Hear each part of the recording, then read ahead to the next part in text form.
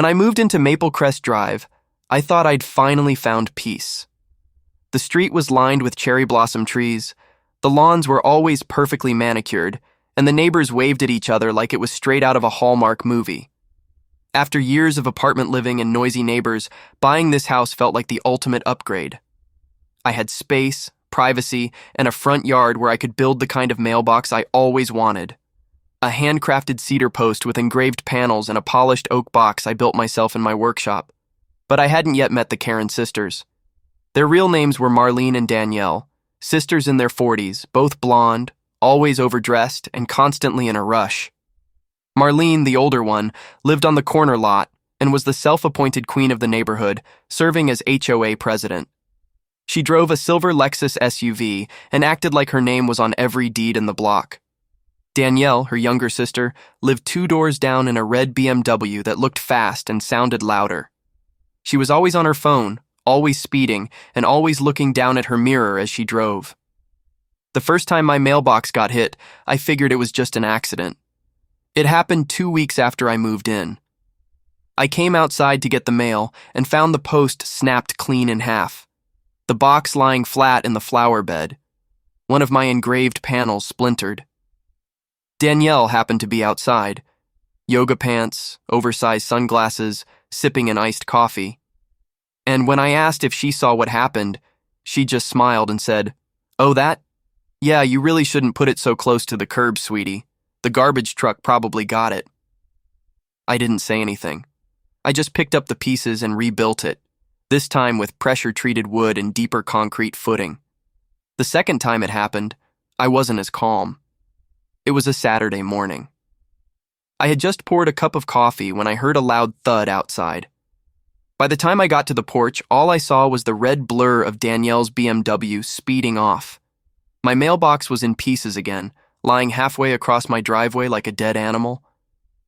I stood there for a solid minute in silence. Then Marlene walked by with her lapdog, Coco, wearing matching sunglasses. She paused, looked at the wreckage, and actually laughed. "You might want to try a different design. Something more, I don't know, aerodynamic?" I stared at her. "You do know it's illegal to hit a mailbox, right?" "Oh, honey," she said with a dismissive wave. "You're new here. Don't take everything so seriously." Later that day, I went to the HOA office, which just so happened to be located in Marlene's garage, and filed a formal complaint. She didn't even look up from her clipboard as she said, "There's no proof who hit it, and technically the mailbox is on public easement. Maybe don't use such delicate materials next time." I was starting to get the picture. I wasn't dealing with forgetful neighbors. I was dealing with entitled, coordinated Karens who thought the street belonged to them. So, I rebuilt it a third time, same dimensions, same design, but this time, I installed a motion sensor camera inside a decorative birdhouse I mounted on a nearby tree. It had a 140-degree lens, night vision, and uploaded everything to a cloud server, just in case. Days passed. Nothing happened. A week went by, then 2. I almost let my guard down.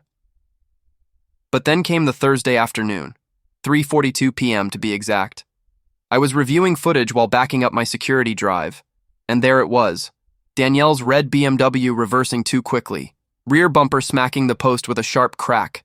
She laughed and pulled forward. 20 seconds later, Marlene's Lexus rolled by, slowing just enough to nudge the already damaged mailbox again. This time the top box popped off and tumbled into the street. They both laughed. Laughed. That's when it stopped being funny. I paused the video, replayed it, then downloaded the clip and sent it to my phone. I wasn't mad anymore. I was focused. This wasn't an accident. It was deliberate. I had the proof, and I had an idea. If they wanted to keep running over my mailbox, then I'd give them a mailbox they'd never forget. After watching that footage over and over, I didn't get angry. I got inspired. I've always been the kind of guy who enjoys solving problems with his hands. I built my own deck, installed my own irrigation system, even restored an old canoe just for fun. But this time, I wasn't building for beauty.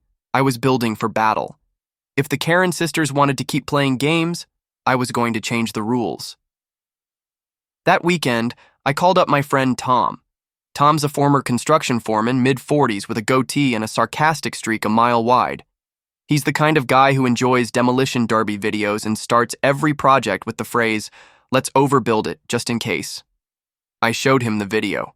His eyes lit up. "Oh, they hit it like they meant to hit it." "I know," I said. Tom looked at the pieces of my latest broken mailbox still lying in my garage. Then he looked back at me. "You ready to make something they can't break?"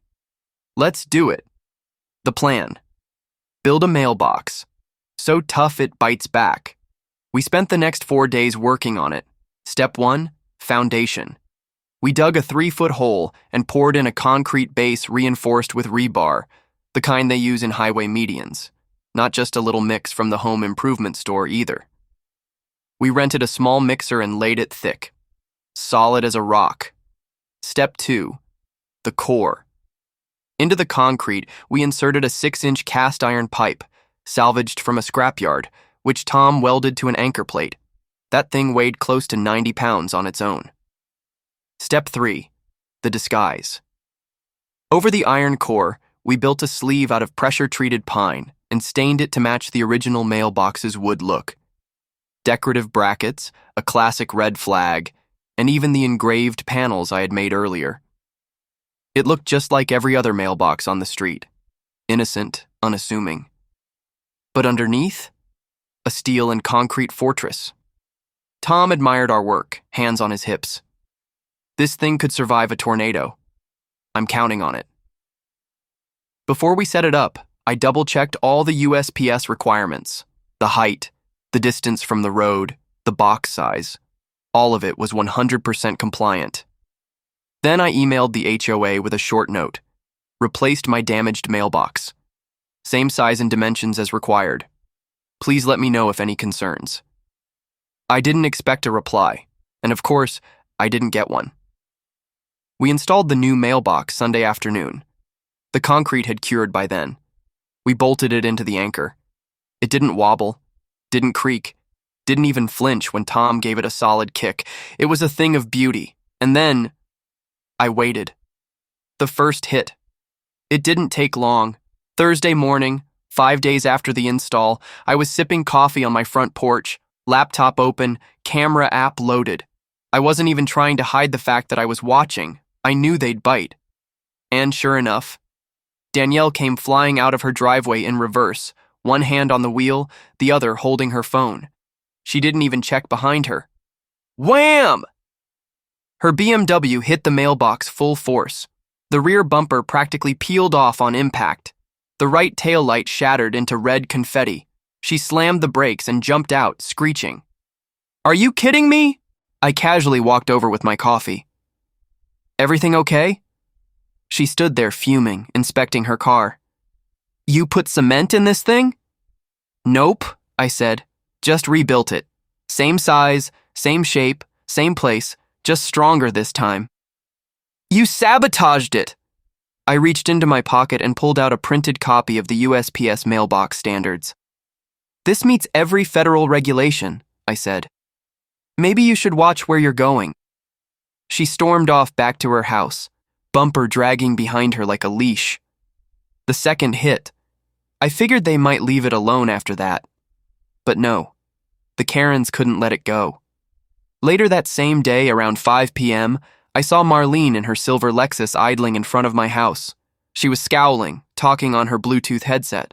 Then she started slowly edging toward the mailbox, like she was trying to intimidate it. She nudged it. Bad idea. The front grille of her Lexus cracked instantly.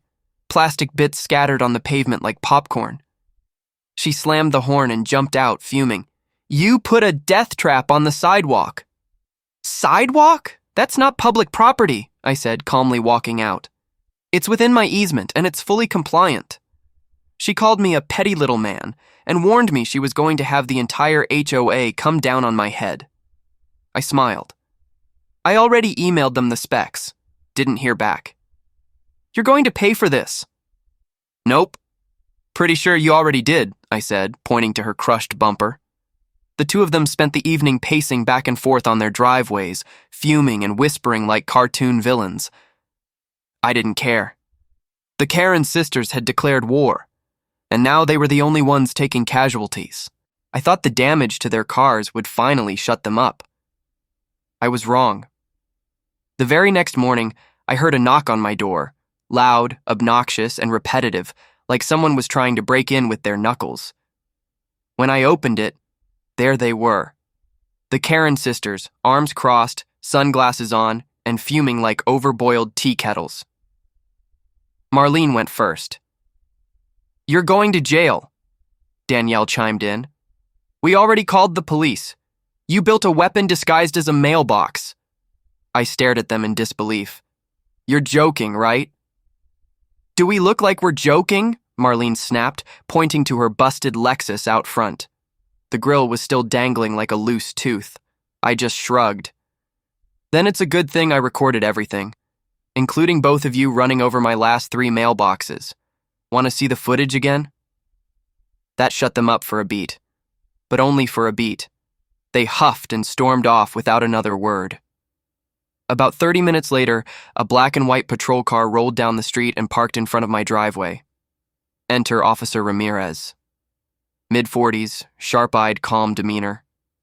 He stepped out of the cruiser and adjusted his belt like he had already dealt with people like this 100 times this week, and probably had. "Morning," he said. "We got a complaint about a dangerous structure built near the roadway." I smiled. "I figured that might happen. You want to come take a look?" He followed me down the driveway. I showed him the mailbox. He bent down, tapped the post, then nodded. "Solid build. You put this in yourself?" "Yeah, but it's compliant. I have the measurements and specs if you want to see them." I handed him a binder I had already prepared, printed USPS guidelines, photos of the damage done to my previous mailboxes, and screenshots from the security footage showing both Marlene and Danielle hitting them repeatedly. He flipped through the binder, nodded again, and let out a small chuckle. "You weren't kidding about the documentation." I grinned. I figured I'd need it. Then the Karens came storming out of their houses like they were auditioning for a courtroom reality show. "He tried to destroy our cars," Marlene screamed. "He buried a steel pole under it. It's premeditated sabotage," Danielle added. Officer Ramirez calmly held up his hand. "Ladies, I've reviewed the footage. Your cars hit his property.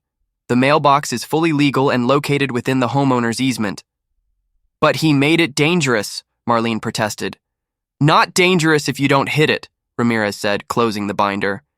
They both started shouting over each other. Officer Ramirez turned to me and said under his breath, "They always think they're the victims." Then louder to them, "Unless you'd like to file an insurance claim for your vehicle damage, this is a civil matter, and I suggest you speak to your own insurers. He's done nothing wrong." Marlene turned red. Danielle looked like she was about to cry. They had come expecting a victory parade and got a legal backhand. But the fallout wasn't over yet. The HOA fallout.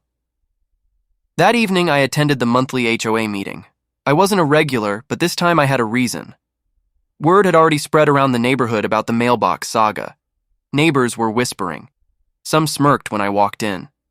A few even gave me a discreet thumbs up. Marlene sat at the head of the room, trying to look composed. Danielle wasn't there. I raised my hand during the open concerns section. "I'd like to formally present evidence of property damage caused by current HOA board members and request a review of their conduct." I handed over the printed evidence and began playing the security footage on a small monitor. Gasps went around the room. A few people laughed. Someone in the back said, "That's the 3rd one they hit." One of the board members, a quiet guy named Mike, leaned forward and said, "This is unacceptable. You told us he had no proof." Marlene stuttered. "Well, I didn't think he'd keep records of everything." A vote was called, and just like that, Marlene was suspended indefinitely from her role as HOA president for misconduct and abuse of power. She tried to argue, but no one was listening anymore. Her reign was over. The aftermath. In the days that followed, something strange happened. Neighbors who had never spoken to me before stopped by to compliment the mailbox. "Strong build," one guy said. Think you could help me do something like that for mine? I heard it wrecked a BMW, said another with a grin. Legendary. Even the mail carrier gave me a salute one morning. And the Karen sisters? They've been completely silent ever since. Marlene now parks on the opposite side of her driveway. Danielle slows to a crawl every time she passes my yard, eyes wide, neck craned, like she's waiting for the mailbox to leap out and bite her.